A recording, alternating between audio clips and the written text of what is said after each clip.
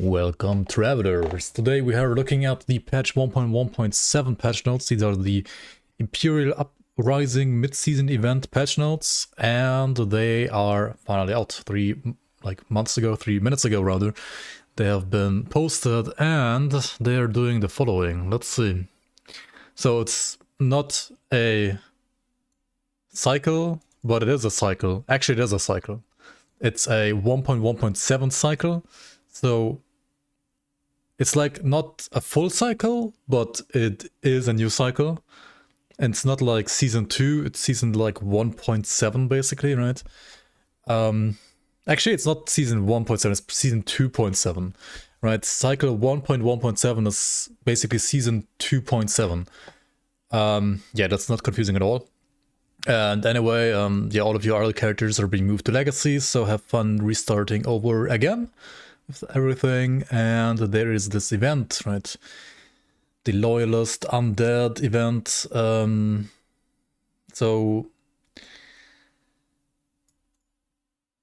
Yeah, through September 19th to October 20th, additional Loyalist Undead packs will be added to the model of Echoes. Each Loyalist Undead pack will contain a rare leader and a pair of magic followers. It's just like a random event that can spawn like in the Echoes, apparently. Not sure about main campaign maps.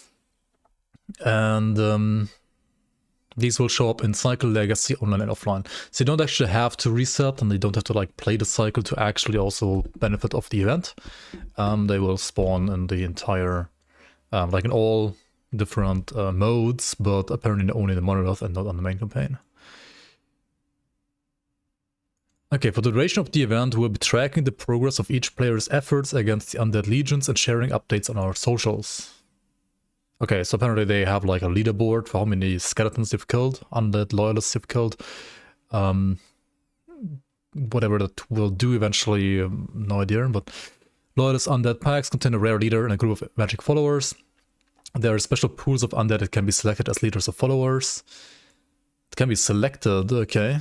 All Loyalist Undead have a new mod from a pool of 8 ability-based mods, which are applied in addition to the regular magic and rare mods. Okay, I mean, that's kind of cool. Throwing acid traps, blah blah. Teleporting, you know. Okay, so I mean it's like a new kind of like middle thing that happens on top of in the Echoes, just like the mages or like the nemesis, right? I mean that's kind of cool, right? Like the game needs more variety content like this in the monos, I guess.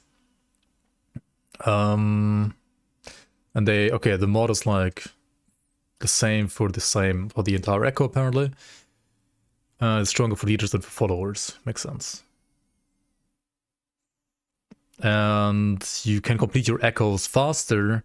Like, I don't know why they do like more XP, more reputation, shorter Echoes. With this additional Imperial Uprising event modifier, the percentage of enemies in the Echo you need to kill to reach maximum bonus stability is reduced by 25%.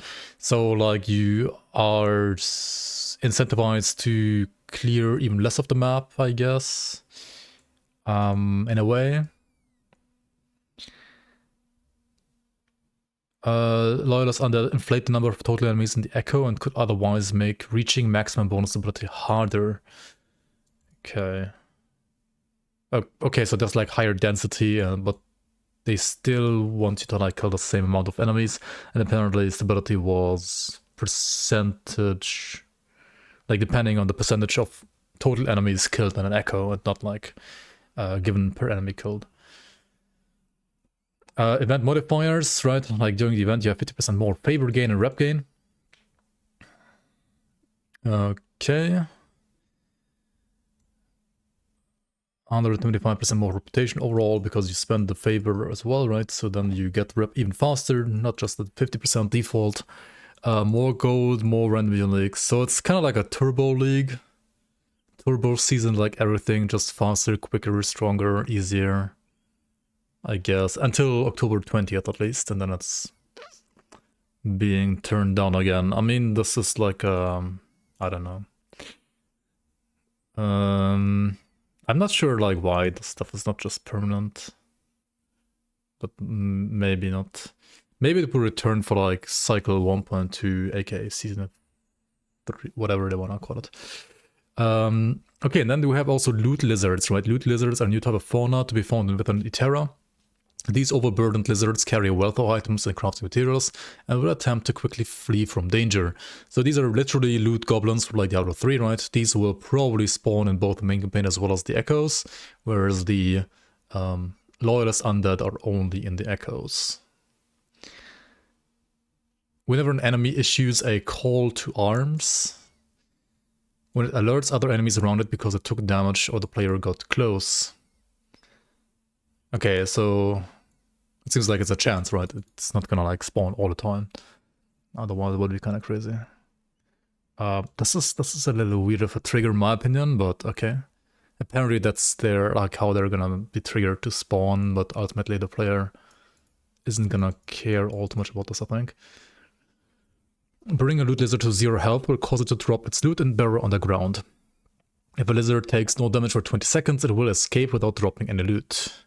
There are 5 different types of lizards with different colors and loot pools. Okay, I mean, it's kind of cool, right? Like, more items to drop. It would be interesting. I mean, what kind of items are they going to drop? Do we know? We'll see. Might be special items, right? Who knows? The new stash tab priority system is kind of cool, right? So you can now, just like in Path of Exile, click on a stash tab and then make it so that it, you know, will automatically accept certain item types or certain rarities or certain class requirements, like items with certain class requirements or level requirements or action, like faction requirements as well. Multiple tabs can also be set to be the same or similar configuration. I guess there's like a copy function, maybe? If multiple tabs meet the same conditions, then it will like start storing from left to right. That makes sense. If the first encountered tab matching the conditions are full, it will proceed to following stash tabs. Okay. And overall, this is very, very nice quality of life, right? That's really good. Should be in every RPG, really. And Epoch having this is really cool. That is very, very nice. If no stash tabs are found with priority configuration that matches the item, or all matching tabs do not have sufficient room, it will attempt to deposit the item into the currently open tab, just like it would normally, right? Okay. The Bazaar stuff, honestly, I'm not gonna comment too much on this because I don't play Bazaar and I don't care about Bazaar, but there's apparently like improvements being done here. New shrines, you've added 28 new shrines to Terra to discover. With all these new shrines, you will be able to rain meteor showers from the sky, incinerate foes in front of you, automatically cast player abilities, gain powerful temporary buffs, or engage a chase with a number of new loot lizards for some big loot explosions. So it's more like, well, more different kind of like shrines, like Diablo 2 style shrines, I guess, which, or like Diablo 3 style shrines, I guess, or Diablo 4 style shrines, I guess. I mean, I think this is cool for people that like shrines, power shrines. I personally don't like them, but because I feel like they make you play more around the shrine's power and less around how your build is actually supposed to be played, right? And thus, I feel like they rather diminish the variety of playstyles that are being actively played at any given time. Of course, after the effect of the shrine wears off, you still play the builds you're playing, but during the effect of the shrine, depending on how powerful they are you really playing your build, or you're just like playing the shrine that like randomly spawned, right? And do you really want to play the shrine, or do you want to play your build? I would like to play my build, not the shrine. Because I have control over what I want to play if I make a build, right? And I don't have control over what shrine spawns. It's like too much RNG, for me personally at least. But I know some people like this. I personally actually don't like... I mean, I've not liked like shrines at any point in Lost Epoch, to be honest, because I don't like the shrine mechanic in general. Because, yeah, it's just RNG and nothing else, like no skill, no build planning whatsoever. The shrines are like drop gold or idols are basically just chests, so they could have just been chests instead, right? And the shrines are like give you power. They kinda... I mean, they might give you like a glimpse how your build might feel like with like higher attack speed or higher CDR. But if you gain like super powerful abilities that have nothing to do with your build, then I don't know how much that really has to do with your build that you wanna play. I'm not so sure about that. UI scaling, I mean, that's kind of nice, right? More options. Dungeons. Reduce the size of regular dungeon floors by around 30%. Reduce the number of obstacles in dungeons. This is a reduction relative to their size, so they are being reduced additionally, right? I mean, this was a very common complaint, I think, by many people, myself definitely included, that the amount of obstacles in dungeons are like way out of control, and it's just no fun whatsoever to like go from one dead end to another dead end to another dead end to another dead end, especially because they are somewhat randomized in those dungeons, and then they have, because they're randomized, no like chests or nothing of you know, value in those dead ends. If they always had like certain events or certain chests of value in dead ends, then it would be fine, probably. But as it was just super annoying in my opinion, so... this is a step in the right direction, you could say. Is it like an actual ginormous change to how dungeons will feel? I'm not so sure. Like reducing the size of a dungeon just means the content is being reduced in a way, you could say as well.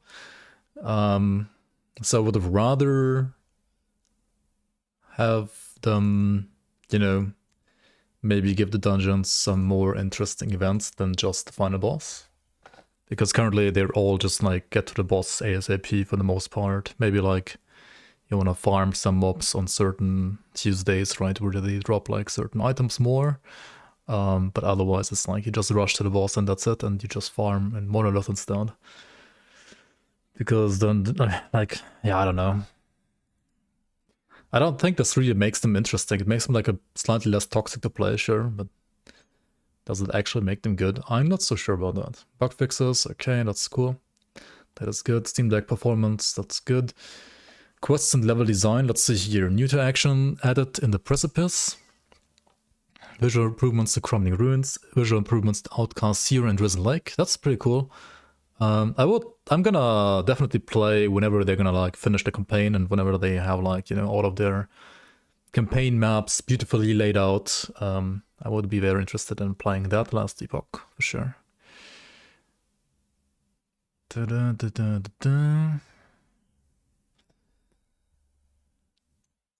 Yeah, okay. Yeah, that's also a good change, I think. Was kind of an annoying quest here. Now it seems to be smoother, more streamlined. Bug fixes here and there, that's always good.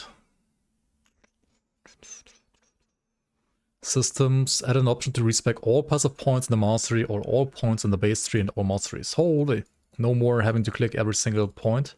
You can now respec all at once if you want to do like some bigger changes. That's pretty nice. Hopefully this will calculate the gold costs correctly. But definitely this is very nice, very nice. Good quality of life as well. The game guide to include 3 new pages, sure, that's kind of cool. Bug fixes.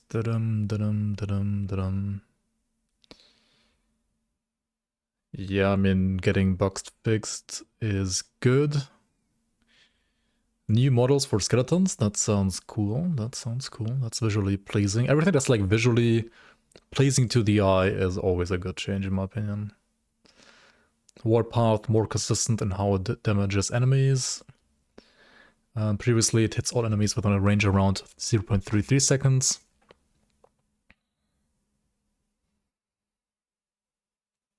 And now maintains the hit collider attached to the player for the full duration until the next one is created, so any enemies that comes in range is always hit immediately. And I mean, moving out of the AoE and back into it within a single damage interval will not be hit more frequently than would have been otherwise. Okay. So, at least like for the first hit, right, it's always gonna instantly get hit. I mean, that's kind of decent, kind of cool. Okay, and then there's like changes to Forge Guard, right, somewhere. Oh. Okay. Yeah. I guess I'm gonna play this game the next time whenever they finish their campaign.